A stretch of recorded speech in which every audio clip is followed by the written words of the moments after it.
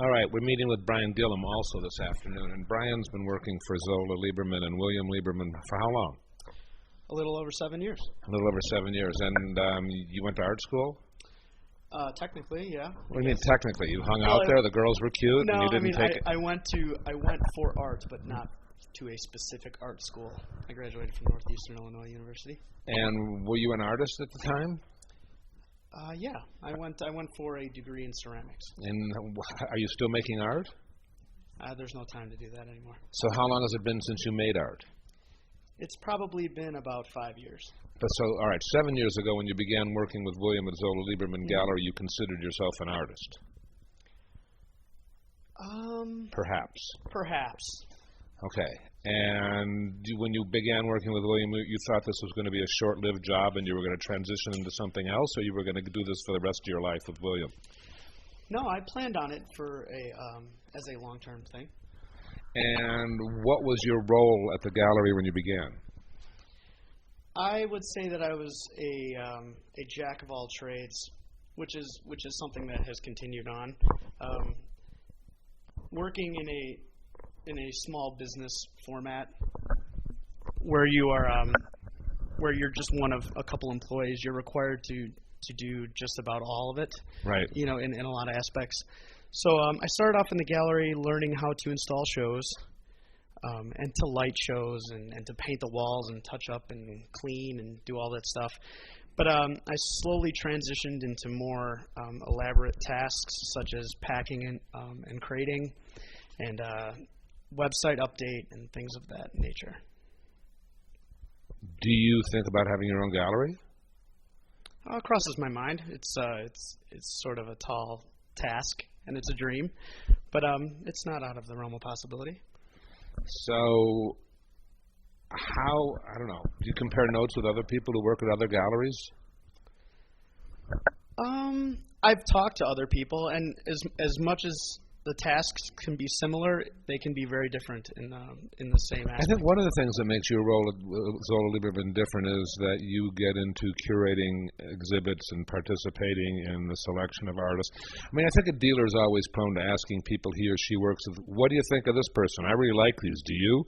You think this stuff's going to fly? You know, I mean, that probably happened within the first year. Yeah, I mean, you always, William's very good about asking your opinion and getting your advice on things, whether or not he takes them, is... Yeah, but more of late, you've had the ability to make decisions about who goes into exhibits that you're specifically involved in. Not all, but... That's correct. Well, it's built up over the years. I think I've sort of earned his trust over the years as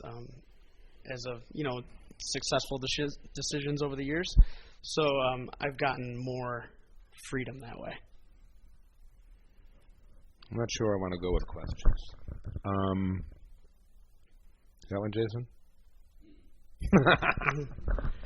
All right. So there isn't a typical workday per se, is there? It's sort of like, I mean, maybe you walk in with coffee and then everything is sort of up for grabs. Yeah, it's very different every day.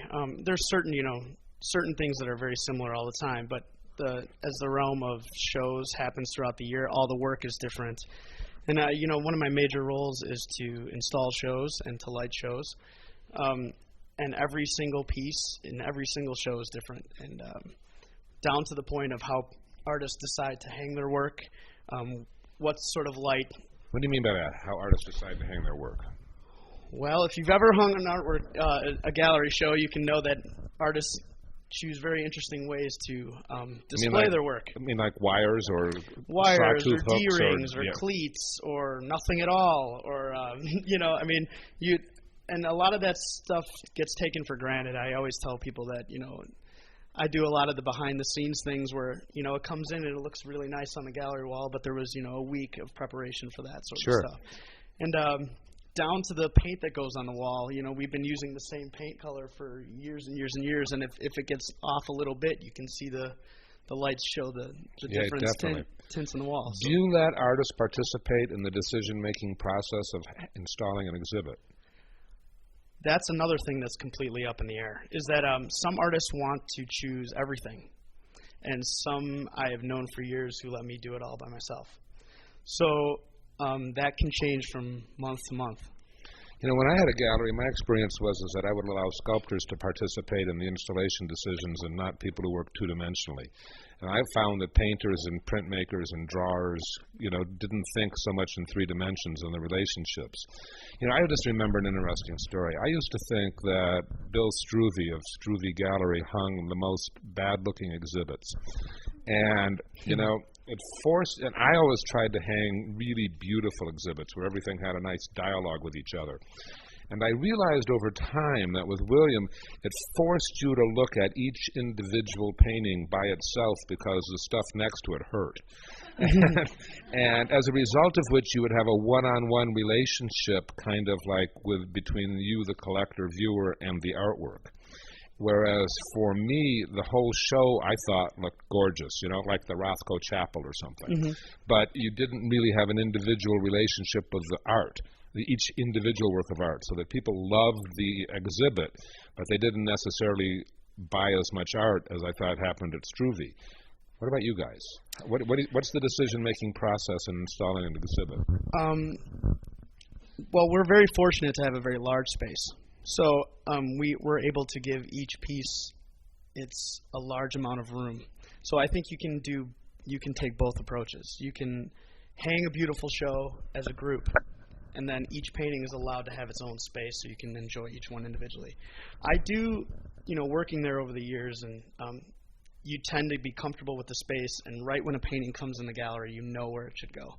Really? And I know that seems like it's a very ethereal concept, but it's literally how it works. You know, we choose certain paintings to go certain places because that's absolutely where they belong. So all right, so the best painting out of 8 for a group, for a one-person exhibit goes where? Well, there's a couple spots. We have a beautiful spot right when you walk in the door. We have a nice angled large wall, right, which is a great place to show the sort of masterpiece of the show. And then once you enter the main gallery, the opposite wall of our front window is really nice because it gets you can light it beautifully. It's not the back side of the window wall, but the opposite wall. The back side of the window wall, actually. Okay. Because you can light it perfectly where it's uninterrupted by. I guess that's sort of counterintuitive. A lot of people say you want natural light, but it's perfect for one piece. How do you decide what goes in the window? Oh, that can depend on each show. I mean, the front window. Do you worry about too much sun exposure? Yeah. I mean, it depends on what the paintings are made out of or what the work's on paper. I mean, we don't put works on paper there because those can obviously be damaged unless they're treated. So all that stuff is What have you learned about how close to hang art? What's a guide? Well, it sort of depends on the way you want to do it. I mean, the smaller paintings in general, paintings are hung at 56.5. I don't know if anyone has taken that approach. I used to like 53. Well, this is sort of depends, and we have really tall ceilings, you know, and hanging things in people's homes. But in our gallery, a general normal size painting, something of like this size, is hung at like 56.5 center, and the smaller they get, the higher they get, because you want it to reach more towards eye level. So something that's this big gets hung at around 60. So that would be, 8 by 10 inches you showed, or smaller. Yeah. Yeah.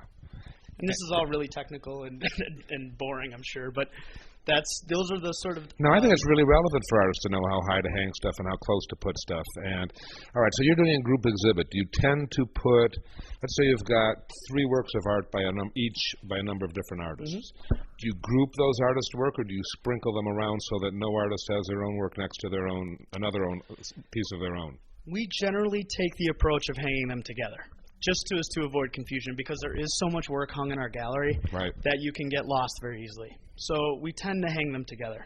What kind of bulbs do you like? We use 150 watts par floods. Do you have it halogen or incandescent or fluorescent? We use incandescent now, but we also have used halogen in the past. Halogen tends to be more of a clean light. It's less yellow. It's whiter, yeah.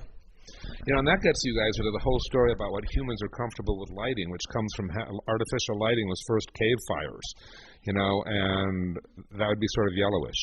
And I think that's sort of hardwired into us. So I think a lot of galleries, you know, what we're looking at in William's home here are all incandescent bulbs. Well, no, not this one. Not this one on the corner. These tend to be yellower, and it's also why we use a cool white paint, because it tends to counteract it. It doesn't tend to look so yellow in the gallery if the walls are cool and the lights are warm. Who does the photography of the artwork? We've been doing a lot more of that on our own. We got a newfangled camera, so we can do some of that stuff. But we've had Tom Venendi in the past do. So when you're doing your own, where are you doing this? We set it up in the gallery for like installation shots and stuff. I mean, not so much installation shots, individual works of art. We do that in our back sort of stacks facility. You can control it better. You can control the light, especially we have so much natural light that comes in. We can control the lighting in the back, especially if it's under glass. I can control the light so it's dark where I'm taking the picture and there's no glare on the glass. This is an important point. All cameras, film and all digital cameras, have a real headache trying to figure out natural light and artificial light. And if you're using either source solely, the camera is happy and Photoshop will be happy. But if you're trying to mix them together, if you've got daylight turns blue, and the artificial light turns brown or muddy. And there was a woman in the previous class who went out and bought, she asked on the Klein Artist Work Gang Facebook page what kind of camera to get and what kind of printer to get. And there was a consensus, so she went out and bought that printer, and she says, "Why do my images look like mud when I print them out?" And some photographer in the course says, "Just send me the file, let me look at it, and I'll tell you." And he looked at it and he said, "Because you're mixing daylight and artificial light together, and you need to isolate that." So what you heard Brian say was, we do it in the back room. Now, when I had a gallery, I had 5 skylights down the middle, and I did all my photography at night after dark, so that I could, control it that way. So, those are the kinds of things you guys want to think about. I'm trying to deal here, Brian, with, but pragmatic questions that are relevant. I mean, as far as photography, I suggest you find one way to do it. Because even if you're making a series of works or bodies of works, it always set up the same way. It will always react the same way, whether you're using Photoshop or a certain camera. So you prefer the notion of keeping the camera in one place and moving the art to be in front of the camera as opposed to moving the camera around. And that can be difficult sometimes, I know. Sure can. And, not a lot of people have the luxury of the space that we do. But it makes it easier if you're looking to, especially when you're using Photoshop to match colors and things like that. It's easier when you already know what the process looks like. And it's going to be better for when you're presenting it to galleries or just such. There's not going to be a variance of differences. Let's say you need to ship one work of art to somebody on the West Coast, client. Okay. What are your preferred ways of getting it there? Well, there's multiple ways of doing it. That's why I asked. Yeah, I know there's several. We try to do it in the most cost-effective way, obviously. Okay. But safe still. Safe, of course, absolutely. We build, or I build, all of our boxes custom for each painting, which is an art in itself. If anyone's ever built custom. So what are you talking about? A custom box with spongy, soft, styrofoamish corners, etc.? Or bubble wrap, or but building cardboard boxes from scratch. Yeah. Okay. Can be very fun, actually. It's one of the more fun. So things for a 3 by 4 foot painting, you're building something that's approximately 4 by 5 feet and 6 inches thick, ballpark. Yeah, a little bit smaller, probably. Okay, and then how does it go? We choose FedEx ground, the most efficient way. That's your preferred way. Yeah, it's the most cost efficient. Who are the contenders? Well, there's UPS, or you can do common carrier. Common carrier usually we do for wooden crating. Mm-hmm. We've had a FedEx count since the beginning, so that's who we use, and we've had very good customer service with them in the past. Much loss? Hardly ever. I've never had anything break under my watch. You better find some wood. Not because I used to use UPS for those kinds of things more often than FedEx ground, and I found that haven't you seen those videos of the guy throwing the video flat screen over the fence? Yeah, I mean, but I would say that I've learned over the years through a process of ways to make them smaller and stronger. What do you do with art that has glass on it? That tends to be box within a box with peanuts. What about ceramics? How do you send Stephen to Stabler's back to wherever they came from? That goes by art shipper, which is there's multiple throughout the country. And how? I don't know. I mean, but there are also art shippers that you could send an individual work with to, if it's near a major city. I mean, if they got to go way off the beaten path, it gets pricey. But you're talking like considerable price differences. Like FedEx Ground said something 3x4. You're talking maybe $30 at most. Art shipper, you're talking somewhere in the neighborhood of $200, maybe $300. How long does it take you to build a box? Oh, an hour. You're quick. Way to go, William. and this is along the lines of like what my general job is throughout the day is the thing that I usually tell people is I have to be as resourceful and flexible as possible. Yeah, you do. Yeah, and building boxes was one of those things that I learned how to do better year after year after year. And but that comes by trying to be like a jack of all trades. How to thinking about things pragmatically and learning how to do them in practice. It's just like making art. Just like doing your job is the same sort of approach. So now you have to send back a portion of a show. You sold half, you got half left. Mm-hmm. It's going back. Well, that's another question. How long does the artwork stick around from an exhibit from a not Chicago artist? How long does it stick around before some of it or all of it goes back? Depends on how big it is, how cost effective it is going to be to ship it back, or if we want to work with them for the rest for an extended period of time. So if we like the paintings, we want to keep them for a little while. Maybe we don't want to necessarily represent them, but we think they're saleable. If the artist agrees upon this sort of thing, we'll keep them for a little while. So now William, when we spoke with William in his home, said that all the art he buys is hung and there's no art in storage. Mm-hmm. How much art? Do you have art in storage at the gallery? You do. You have racks. We have racks. We also have a basement storage facility as well. Aha! How big is that? I would say that's 20 by 15. And that has how many? That has what? Several thousand works of art in it? No, I would say that's more for things like pedestals and shipping materials and. Okay, so you don't have much art in the basement. Not as much. There was more when I first got there, but we have done some spring. You've trained painting. William since. And do you have art stored anywhere else off-site? No. But if anyone who's been in Zolla Lieberman knows the size of our facility, we have an incredible amount of storage space in our back stacks. You have a bunch. Yeah. All right, let's talk about announcements. How big is your mailing list? That's changed over the years. It started when I started there. When I first began, it was over 1,000. We're probably down to about 400. For snail mail? For snail mail. And do you send out email announcements? That's a recent development too, but we do, yes. So how many does that make up the difference? That makes up the difference, yeah. And how much longer do you think you'll continue to do snail mail? How much longer do you think your employer might? Well, we're trying to trim it down but even though I think it's effective for us in a way, because much like William was saying that our client base is older and not necessarily in the 30s or whatnot, they still appreciate those snail mail announcements, so we send those out. What do you think the best ways are to get the word out about your exhibits? I mean, announcements is one way and emails is another way, but what else? Well, we do very little advertising, but I would say that's effective in especially locally for something like gallery news. We do send those out, and we also do schedules through Art Forum and such. But I would say emailing has sort of been the most effective way recently. Your openings tend to be pretty crowded. Why do most people show? I mean, how do they know about it? It's through word of mouth and through our reputation, I believe. Starting the gallery district in '76, I think we've been known to put on good shows for years. So I think we get a lot of repeat customers. Where are they looking to find out what the date is? Online, websites. You know what? The one thing we haven't really taken much advantage of, which I know we're going to try and do, is social media, but we have yet to see the effectiveness of it yet. So we've done a little bit of Facebook stuff, but the Tate just did a study that I was reading yesterday about that proved it was really highly successful. Really? Well, we're starting. We do a little bit of it.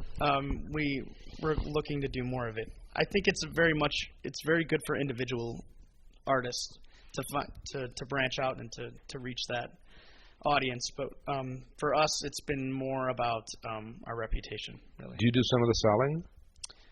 Yes. Some. William does the most? He does the most by far. And of the people who buy works of art from you, how many of them do you think are taking over 2 months to pay for the art? You know, I don't know. William could probably comment more. Hand him the mic. Let's see what he has to say. A long time. I mean, a lot of people take over a couple months. After a couple of years. Yeah, I've done that too. I set up a system when someone negotiates with me and they want to pay over a specific amount. We send out invoices once a month, and luckily, recently we get checks every month. It's like $6,000 to $10,000 divided up over 12 to 20 payments.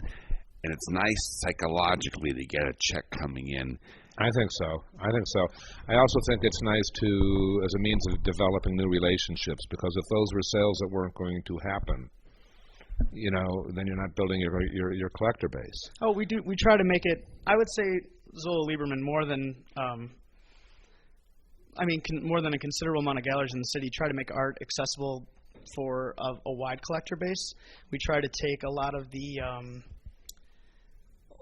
hoity-toityness out of coming to a gallery and make it accessible for collector groups, student groups. So would you say most of your salespeople are taking over a few months to pay for?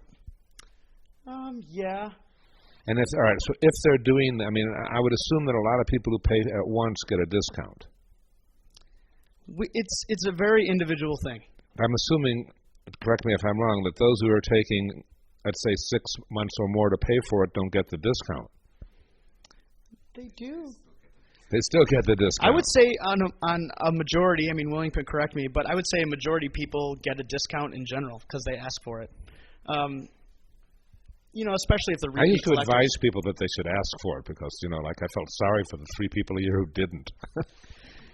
Yeah, I mean, ask for a discount. I mean, I would say a majority galleries are open to that. And a discount tends to be 10%. Yes. And the artist, anything more would be. They're buying several pieces and paying pretty quickly, Mm-hmm. and they already own something, etc. There's more reasons. Correct. And the artists are sharing discounts up to 10% or up to more. I would say that a majority of artists are willing to share in discounts, no matter what. And more than in excess of 10%. William's Yes. sort of suggesting. Yes. And how do you know if people are taking a bunch of time to pay for something? Do you pay the artist every month also, or do you sort of wait and do it quarterly, or do you wait till the very end? Or I know William is very sensitive to artist needs, so I know William takes care of the artist before himself. But that can be he's the minority in that. I mean, as aspect. opposed to other dealers, as opposed Correct. to you being the majority. Correct. No, okay, fine. But William is sort of the minority in the fact that he's sensitive to the artist needs, and he takes care of them before he takes care of himself or the gallery.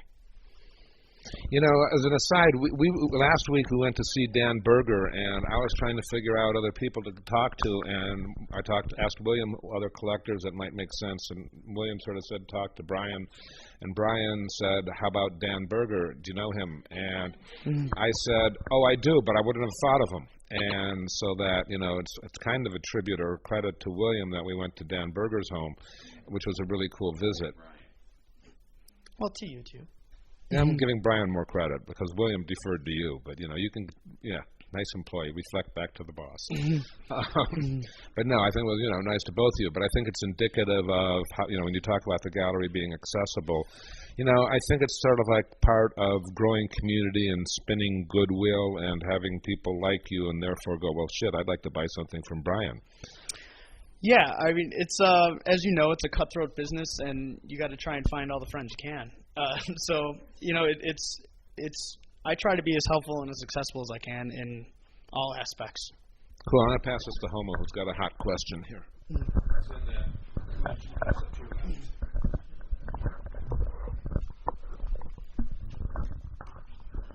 Do you guys have like open call to artists for the group shows or anything like that at your gallery? For years on our open call for submissions on our website, we have said that we are not taking them. But that's because we get hundreds a month. So, and it's very difficult to go through them on a general basis. We do take them, but I often suggest for artists to build a relationship with the gallery in general in first, and to set an appointment to meet with them. It's very hard. I always tell artists that want to submit to us to please just not send us an email because they get passed over. But don't just walk into the gallery and expect to get an appointment. We're a small business. William is obviously the figurehead, and then there's me and Valerie. And to assume that we have an hour to spend with you during the day is a bold assumption. So if you call and set an appointment, most would be willing to speak with you. But I know that it's harder in some places, but especially in your own city, you should try and set up a personal appointment. More willing to. Okay. Thank you. So I think the moral of the story is here. As we've talked to different galleries about this, there are different priorities or preferences that galleries have about taking a look at art. What Brian said is that on the website it says we don't take submissions, but the answer is well, we kind of do, which is sort of what I've said to you about a lot of people. And some people would rather have an email asking, where you ask, how do you look at new art? Can I send you something or whatever? And Brian says I think he'd rather have a phone call, so it sort of depends. But what everybody seems to respond to is a personal relationship, and this is what I've advised all of you about previously, is go to a gallery and, at an opening or whatever, and say to William or Brian, nice show, thanks, see you again. And nothing more than that, but just so that there's some kind of face recognition, so that the second time when you do the same thing, they go, oh yeah, that feels good. And then the third time, ideally the notion is to get Brian or William or whomever at whatever gallery to go, hey, thank you for your opinion. Who are you? What do you do? That's perfect. And at that time you say, I'm an artist and I'd love to show you some stuff. I think what I do really resonates with what you do. What's the right way to, for you to see my images? And that's when you get the answer. And William will go, I'll be at your studio tomorrow. And Brian will go, can't you drop something off? So I think it sort of depends on who you're talking to in different galleries, and probably even different people within galleries, are different. So I think ultimately it's about humans to humans and treating each other civilly and as another human. Quick question. Yes, sir. When you use the other media to advertise a show, do you do your own publicity statement, or do you encourage the artist to do the publicity statement? Well, we do a little bit of both. We like to have a short statement, as William said, that a sort of long esoteric explanation about your work is not something we're particularly interested in, but a short statement that's concise and well, that's an artist statement. I'm talking about publicity. Right, but encourage the artist to come true. up with his own publicity or her own publicity statement. Yeah, but a lot of that reflects your artist statement as well. If you're explaining the body of work in which you're doing it.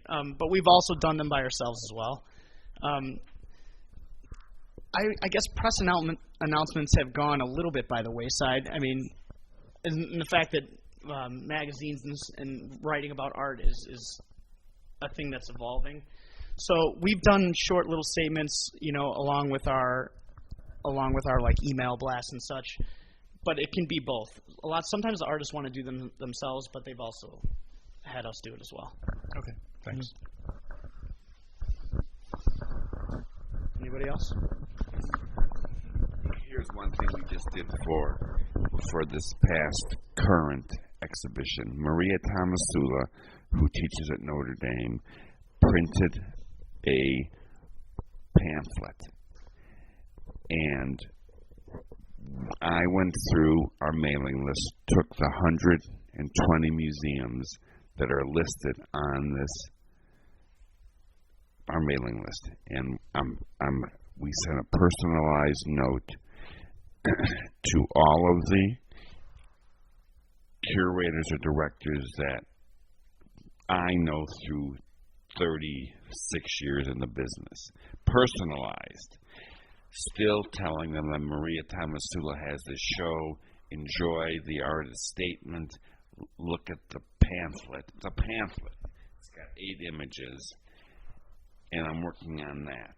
So that's something that this has been it's slowly going out over 3 weeks. The first 60 or 70 were one letter. The other 30 or 40 curator directors I know around the country, I'm writing a more personalized note to. I know that certain ones believe it, some museum directors are coming in for the former Art Chicago, bringing a museum group to Chicago. So I'm going to mention this. I look forward to having your group in on April 27th. Enjoy reading the artist statement and look at the pamphlet. So this is some things that are happening this week. So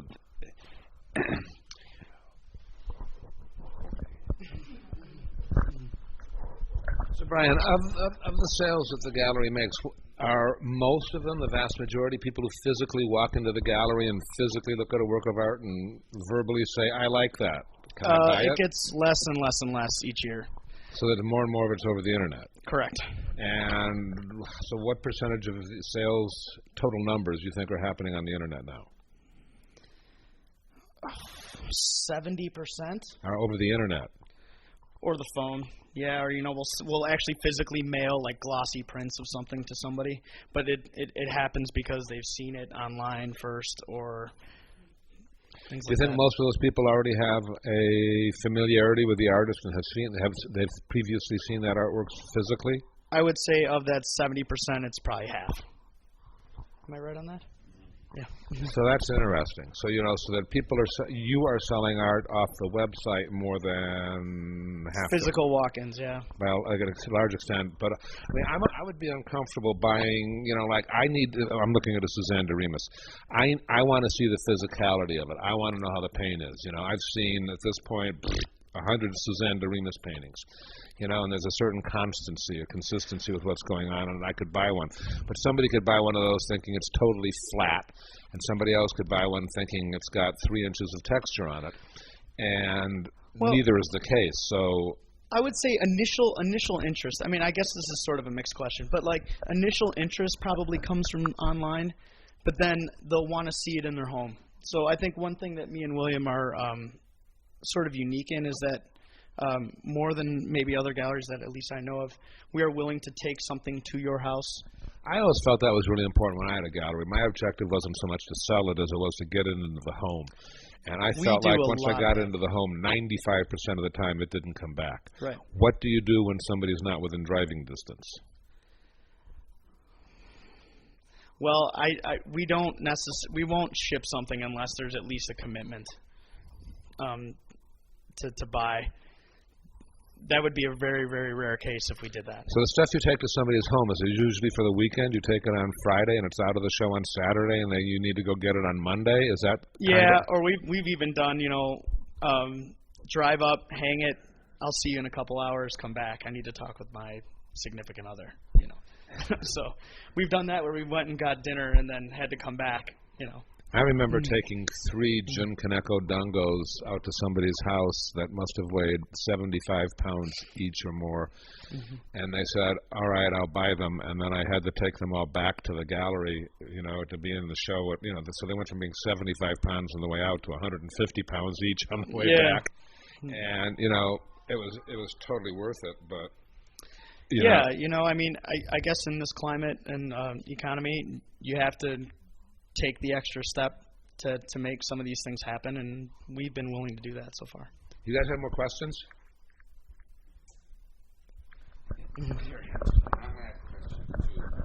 For me? Wait your turn. Wait a minute, you need a microphone. Take Brian. 1 second. I'm just going to ask a question because we're going to stand up and stretch. And then we're gonna walk through the collection one more time, if time permits, and you're gonna tell me your favorite work in the collection. Okay, but I'm gonna have you walk around one more time. Does that sound fair?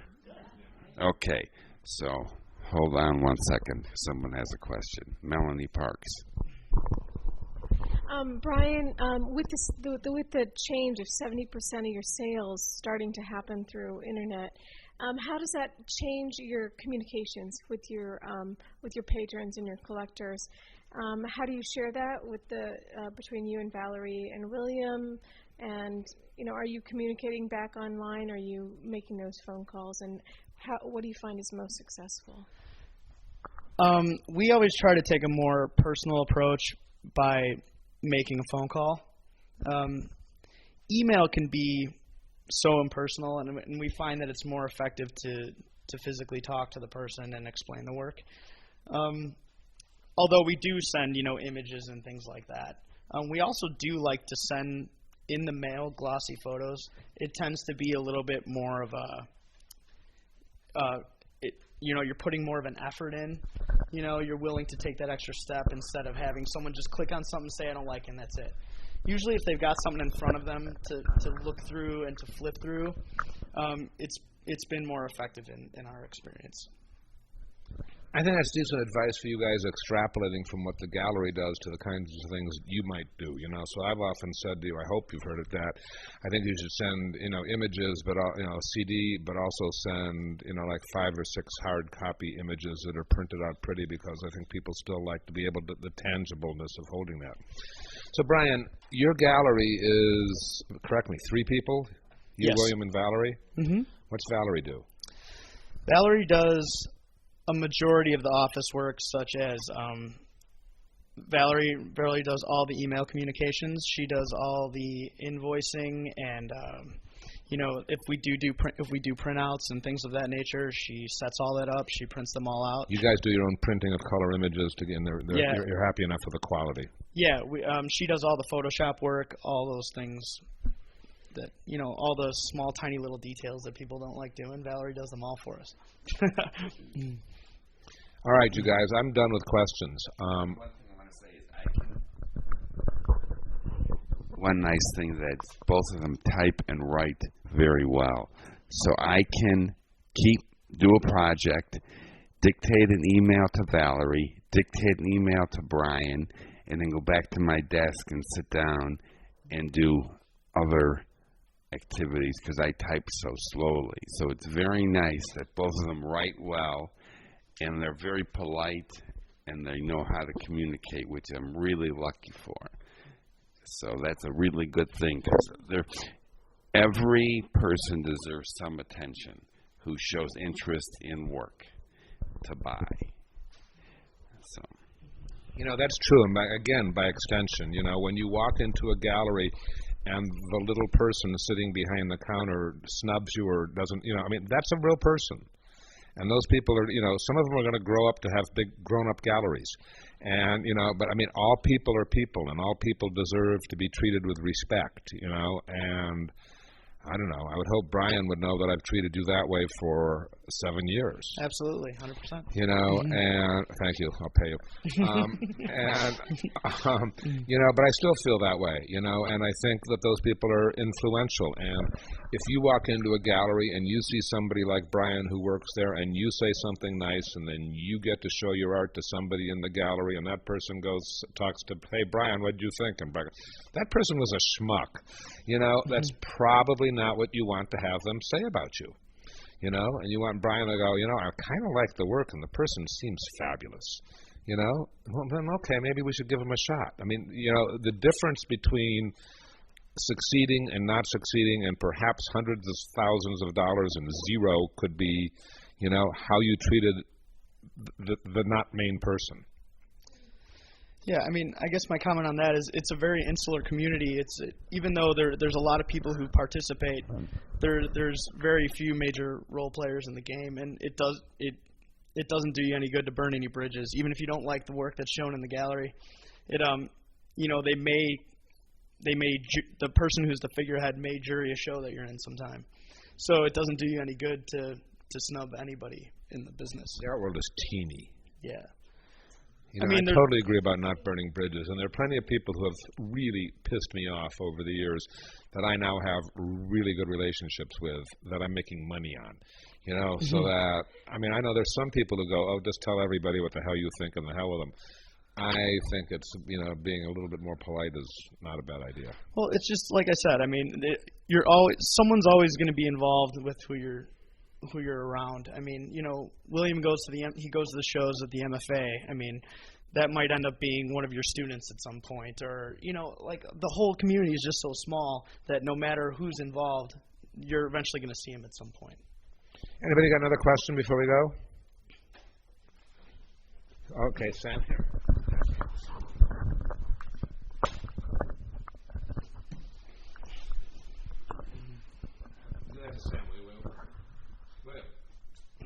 Thank you. I guess this is a question for both of you. How do you see yourselves staying nimble in the years to come in the art market? It's amazing that what you've done and what you've maintained, and I'm really impressed by the collection here. You practice what you preach, the work in your galleries, the work here, you know, and it's wonderful to see. But how are you going to keep going in the coming years? So.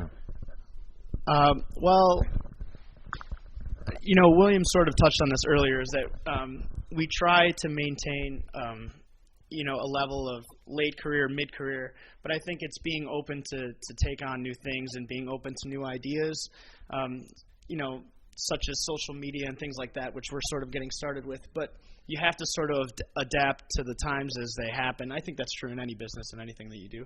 But it's being willing to try new things and to take on new artists and to stay active. You know, William, you know, even though he says he's moving slower, he's still going to see 3 studios a month. You know, so you have to be willing to take those chances and to remain active, I guess.